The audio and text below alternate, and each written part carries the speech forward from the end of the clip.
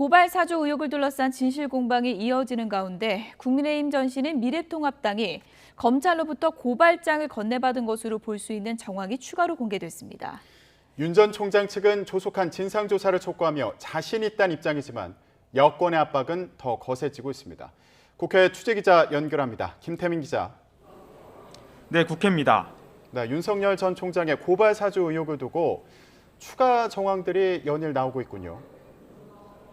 네, 그렇습니다. 지난해 4월 김웅 의원이 손준성 검사로부터 건네받았다는 의혹이 제기된 여권 인사들의 고발장 초안 중 실제 고발이 이뤄진 건 열린민주당 최강욱 대표의 공직선거법 위반 혐의에 관한 건 하나입니다.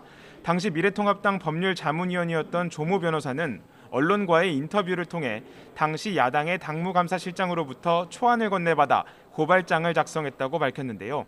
김웅 의원이 전달받은 것으로 보도된 고발장 초안과 조 변호사가 건네받은 초안, 그리고 실제 고발장 이 세 가지 문서를 비교해봤더니 일부 토씨를 제외한 주요 내용이 상당 부분 겹치는 것으로 전해졌습니다. 조 변호사는 다른 언론과의 인터뷰에서 자신이 당으로부터 건네받은 초안은 김웅 의원이 전달받은 것으로 알려진 고발장 초안과 다르다고 강조했지만 의혹은 점점 커지고 있습니다. 이에 대해 국민의힘 이준석 대표는 당시 전달 경로를 확인하지 못했다면서 여러 의혹이 나오는 만큼 김재원 최고위원을 단장으로 하는 공명선거 추진단을 설치해 경위를 파악하겠다고 설명했습니다. 이런 가운데 윤석열 전 총장과 김웅 의원이 어제 기자회견에서 아이들로 지목한 제보자 A씨는 자신의 SNS에 입장문을 올렸는데요. 두 사람이 자신을 겨냥해 지속적인 허위 사실을 유포하고 있다며 강력한 법적 대응을 예고하고 나섰습니다. 이 밖에 윤 전 총장이 해당 의혹을 처음 보도한 인터넷 매체를 깎아내린 발언을 두고도 당안팎의 비판이 이어졌는데요.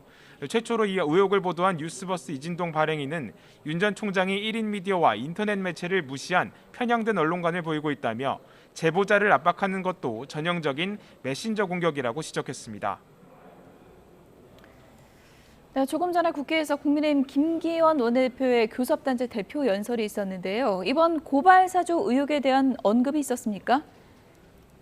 오늘 연설에서 그 내용은 없었습니다. 김기현 원내대표는 대신 정기국회 교섭단체 대표 연설에서 정부 여당의 실정 사례를 조목조목 거론하며 비판의 목소리를 높였습니다.